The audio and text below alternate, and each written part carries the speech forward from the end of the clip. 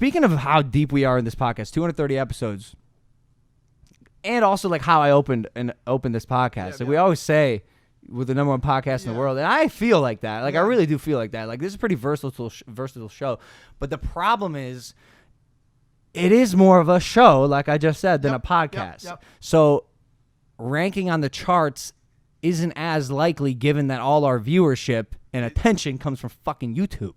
Not a bad thing. It's just not where the podcast charts are. Makes sense, right? Like minimum 500,000, maximum 7 million views per podcast, all on YouTube. Granted, the downloads are still very good, but for those of you who are dedicated Impulsive fans, it's this weird balance between us trying to decide, like, do we really go full-fledged and lean into the podcast space, the audio space, and maybe do like half a show or like no visual at all, which I don't want to do. Like, look around. It's a great set. I think we're getting a new set soon.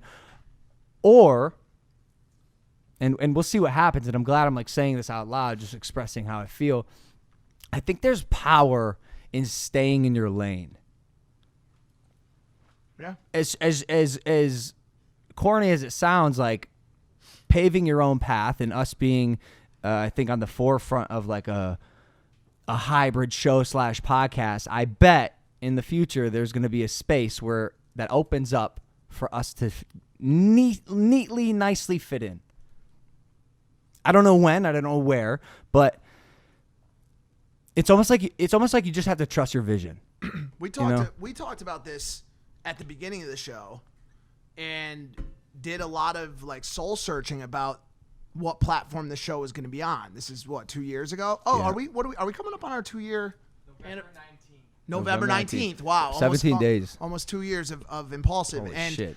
I remember I asked her, I was like, yo, I really see a lot of money, time, effort going to audio. I know. To pure podcasts. So much. And we thought about it in the beginning. We were like, even, after you built the set, like probably like maybe 20 episodes in, we had the conversation seriously. Like, yo, do we go all the way to audio? Because I think there's a tremendous amount of promotional power that comes out of being the number 1, number 2, number 3 podcast in the world, which I thoroughly believe that if you shifted our 1 to 7 million views per episode over and say it became 60% of that on the podcast charts, I think you're looking at a top 5 podcast. No, I that's what I'm saying. But it's like we've made this commitment to this thing that we know we're like good at and that we thrive at. There's just not at this moment in time a window for a visual podcast. And it's crazy because I mentioned this to you guys this morning. Joe Rogan, 1,200 episodes deep, 10 years of podcasting, with audio being the primary functionality of his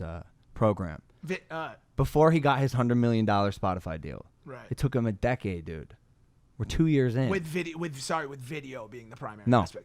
Because he was on YouTube. Was he on YouTube the whole time? I think so, but it wasn't his shtick. I mean, even now, like, look, we have 4 fucking cameras. He's got 2. He's got 3. Right. He has a wide and 2 stationary. We have a person manning a camera for every single episode. And a camera that just keeps moving no matter what happens. Pan to the wide. Pan to that camera. Cut to the wide. I don't know if you could see. Yeah, but it's moving. It's slow, but it's moving. You know how much electricity that takes? You could run probably a submarine.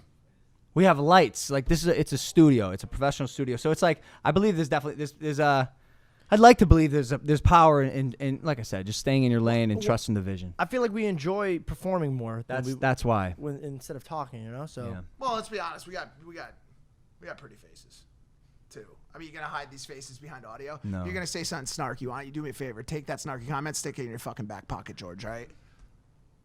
Yo. All right, fucking say it. What? 2 of the people are good looking. Fuck you, George. No, I was gonna say when I was growing up, people used to say I have a face for radio. Oh, that was. Wait a second.